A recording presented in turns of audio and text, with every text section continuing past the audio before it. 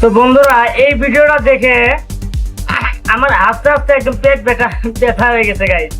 দেখুন ভিডিওটা প্রেঙ্ক করছে ওরা দুজন প্রেঙ্ক। ও কিন্তু আসলে আর্মি না, কিন্তু আর্মির পোশাক পরে মানে এসেছে। দেখুন মজা লাগবে। এই তো বসলো, এই দেখেন নরটকের বন্ধুটা আইলো। একটু পরেই তো মজাটা হবে।